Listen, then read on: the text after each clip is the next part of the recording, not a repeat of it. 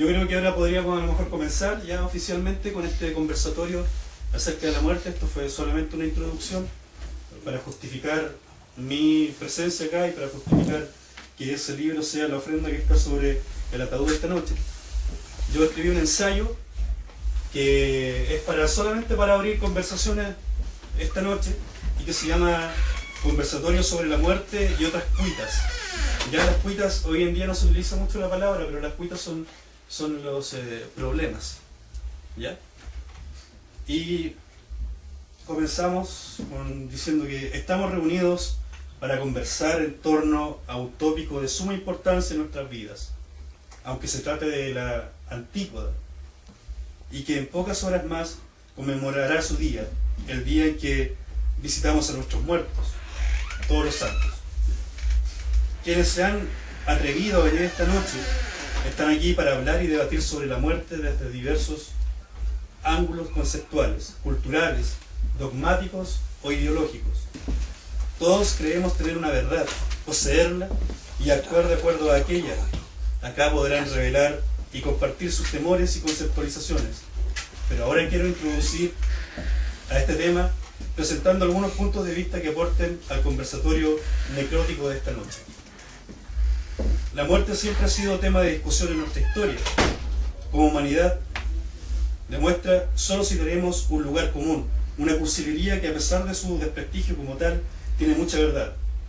Apenas nacemos, comenzamos a morir. Claro, esto se entiende porque cada ser vivo debe morir, pues su hora llegará, ya sea por determinismo o porque se cumple un designio, o simplemente porque la naturaleza se encarga de cegar nuestra vida a beneficio de los que nos suceden, de los que vienen. No hay mucho misterio en esto, pero si estuviéramos tan de acuerdo en esta frase y en lo que significa la muerte, ¿por qué surgen otras aristas o interrogantes? Aquí algunas de ellas que vamos a ir conversando.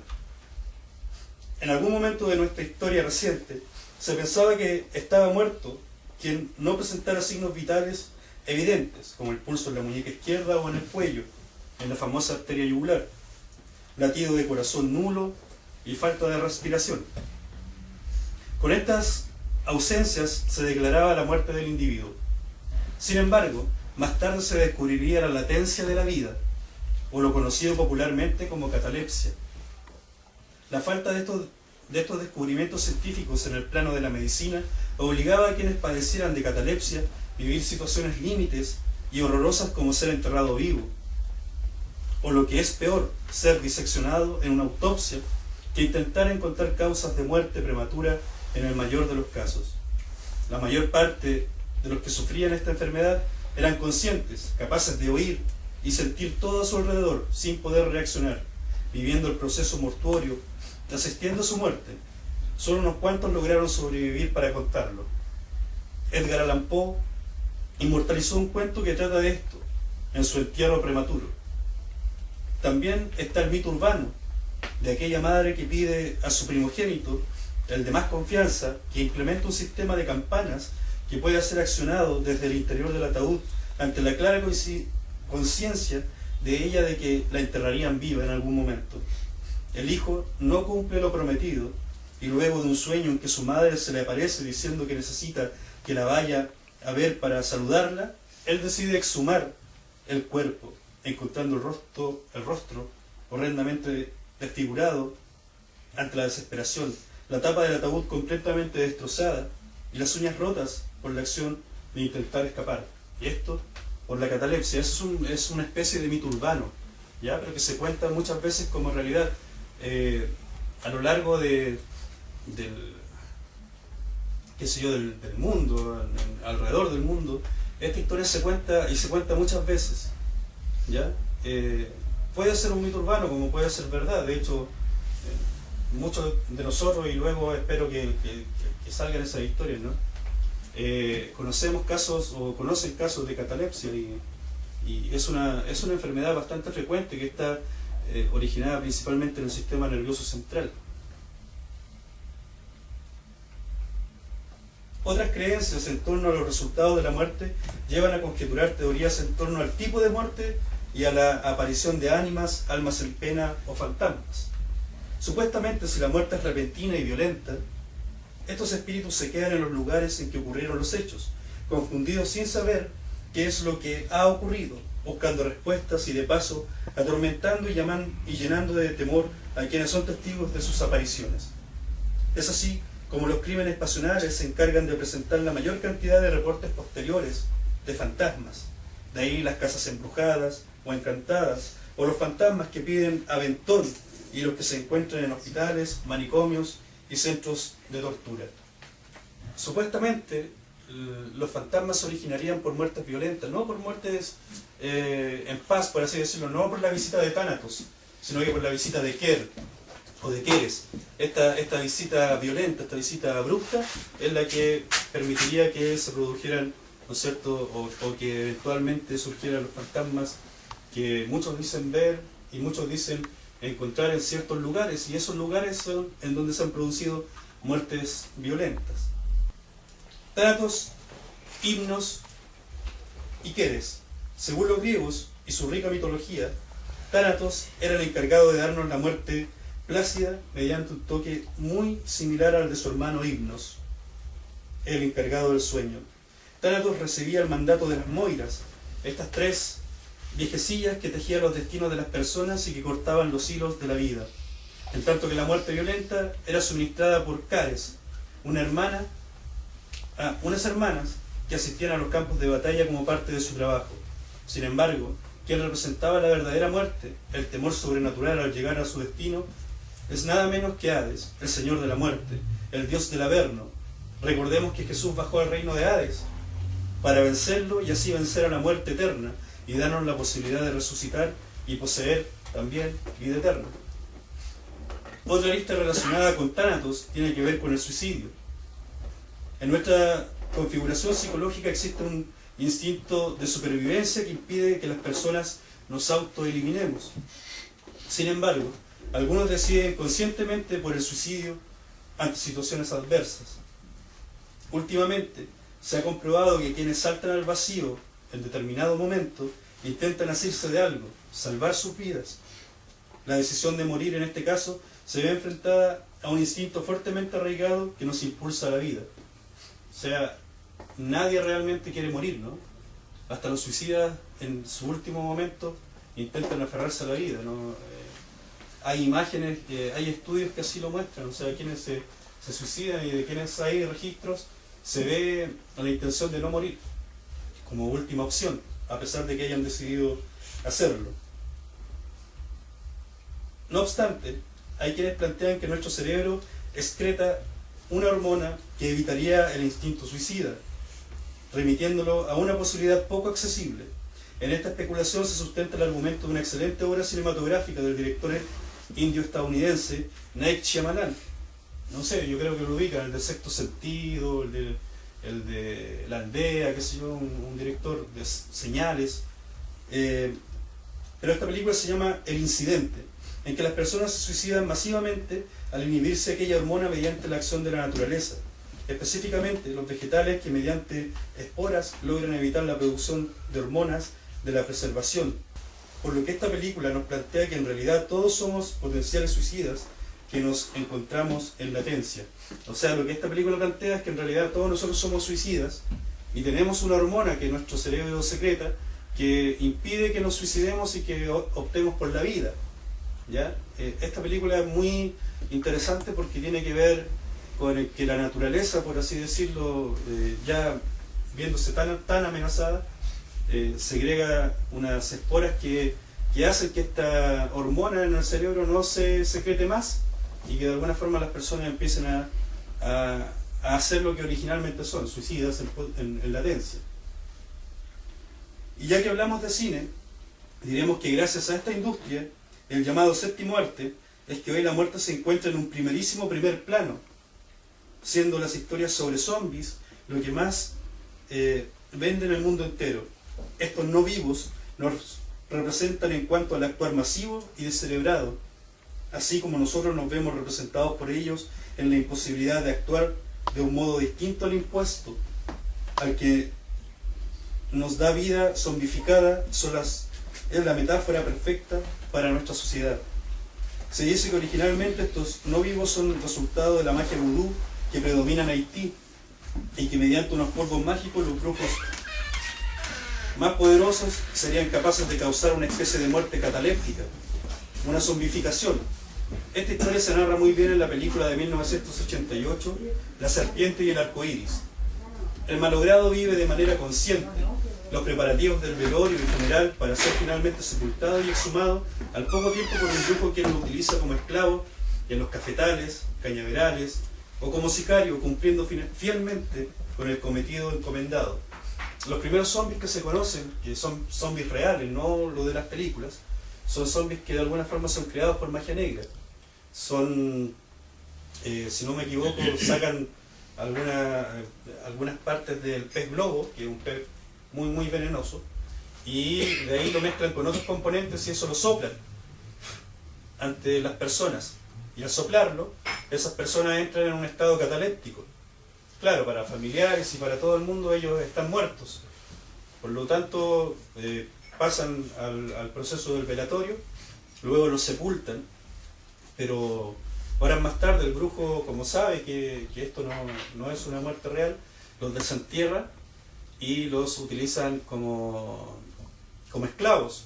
Pero ellos no tienen voluntad propia, la voluntad es la voluntad del brujo, por lo tanto lo utilizan para trabajar, qué sé yo, para hacer mal, para asustar, para hacer una cantidad importante de cosas. La catalepsia, y eso no lo había comentado antes, una de las gracias que tiene la catalepsia es que el cerebro no puede mover los músculos del cuerpo a pesar de que los músculos están intactos, de que todo el sistema que mantiene vivo a la persona esté intacto, el cerebro no es capaz de moverlos por sí mismo, en especie de rigor mortis.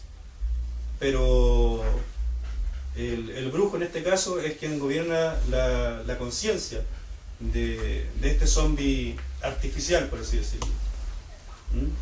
El cine cobraría su máximo esplendor en historias de zombies con la cinta de 1968, La noche de los muertos vivientes, en la que una especie de contaminación espacial habría otorgado una reactivación cerebral a los muertos, permitiéndoles retornar al mundo de los vivos con dificultades de desplazamiento al tener el cuerpo agarrotado por la muerte.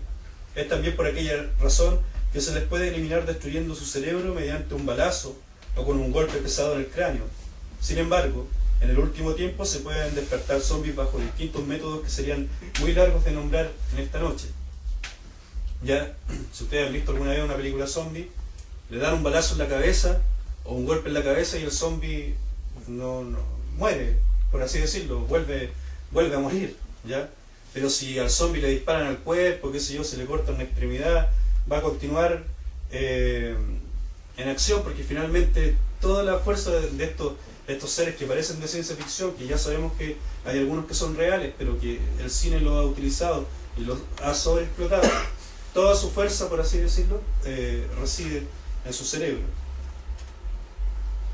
Y así seguimos con los mitos de muertos que interactúan con el mundo de los vivos. Ejemplos tenemos muchos, como el de los vampiros. Este mito supuestamente surge en la época victoriana en Europa y en Norteamérica, de las víctimas de enfermedades tales como la tuberculosis o la rabia. A esto se le sumó una tradición mitológica de Europa del Este, y gracias al libro Drácula de Bram Stoker es que se conformó una especie de no vivo sensual que revive de su tumba para alimentarse de sangre y vivir eternamente en las sombras.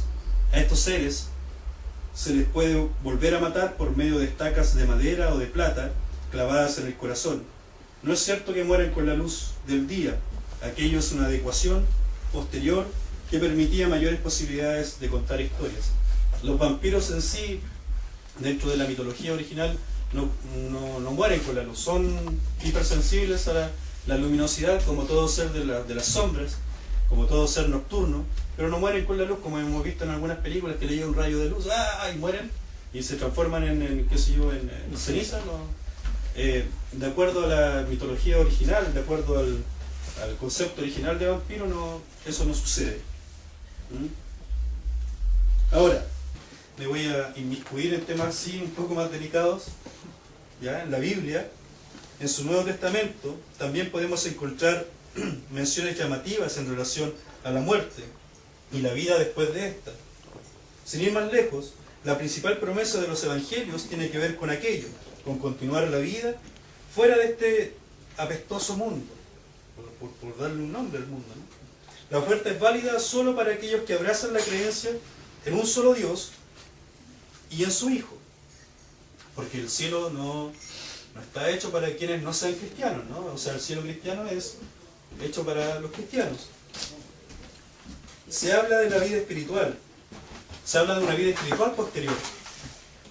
Sin embargo, todos queremos entenderla como una resurrección física, pues ¿acaso Jesús no resucitó en cuerpo y alma y se presentó físicamente a sus discípulos? ¿Puede alguno de ustedes decirme que en algún momento se haya visualizado en el cielo o paraíso desprovisto de su cuerpo, prescindiendo de su corporalidad ideal, aquella que nos muestra a los sanos, jóvenes, como modelos de pasarela, con una percepción de completo esplendor? Yo tengo la sensación, solo la sensación, de que quienes se han visto alguna vez han pensado que se van a ganar el cielo, que van a estar en el paraíso, se ven bien, se ven con salud, se ven alegres, se ven jóvenes, se ven... Y cuando mueren alegres. Claro, pero resulta que la vida después de la muerte es espiritual, no es física. Entonces, como hay otra cursilería, ¿no es cierto? Otro dicho que generalmente las cursilerías no son muy certeras, son cursis, pero son certeras. Dicen, no nos llevamos nada de este mundo, nada. Y eso es verdad, no nos llevamos ni el cuerpo, solamente el espíritu.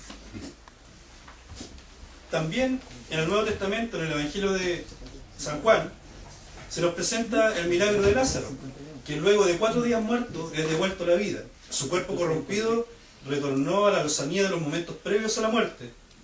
Aquellos de salud. Nicanor Parra nos regala un poema, Anti-Lázaro se llama, que citaré brevemente. El poema es muy largo, pero voy a leer solamente la parte principal. Dice: muerto, no te levantes de tu tumba. ¿Qué ganarías con resucitar? Una hazaña y después la rutina de siempre. No te conviene, viejo, no te conviene. El orgullo, la sangre, la avaricia, la tiranía, el deseo venéreo, los dolores que causa la mujer, el enigma del tiempo, las arbitrariedades del espacio. Recapacita, muerto, recapacita. ¿Que no te acuerdas cómo era la cosa? ¿Y qué más podemos decir de una sociedad como la nuestra, que vive pendiente de la muerte? Pero en este caso, de la muerte masiva, de los holocaustos, de los apocalipsis, de la conjunción o alineación de los planetas, de las tormentas solares, del término del calendario maya y de una serie de otros fines posibles para la humanidad. Ya no hablamos de la muerte individual, sino que hablamos de la muerte de la humanidad. Es así como la muerte se posesiona como uno de los temas con mayor puesta en escena en el cine, la televisión, la pintura, la música, la literatura, la arquitectura y todas las manifestaciones del ser humano. Estamos esperando que algo suceda. Queremos someternos a la justicia divina, que para muchos significaría nada más que la muerte eterna, y para quienes más lo solicitan, una esperanza vaga de haber realizado lo justo para alcanzar el cupo entre los 144.000 elegidos para ingresar al reino del Señor. No me quiero despedir esta noche sin hacer alusión a las costumbres bastante arraigadas de nuestra isla y que tiene que ver con los rezadores, pero específicamente me referiré a las novenas. Las novenas son rezos que se extienden durante 9 días y 9 noches, obedeciendo al tiempo que los apóstoles y la Virgen María rezaron luego de la muerte de Cristo. Tras ese periodo recibieron la visita del Espíritu Santo. Podemos elucubrar además que si 3 es el número divino por la Trinidad, y cada uno recibe este número, la amplificación es 9. Este rito cristiano se realiza para que el alma de los difuntos consiga la gracia del Espíritu Santo en su camino hacia el cielo y no pierda su dirección. Esta noche, mi intención ha sido mover a la discusión en relación al tema de la muerte, a la diversidad de visiones, culturas que la viven de manera distinta, al cine, la literatura, que todos aportemos en generar una amena charla para que todos salgamos de este conversatorio algo más vivos. Bueno.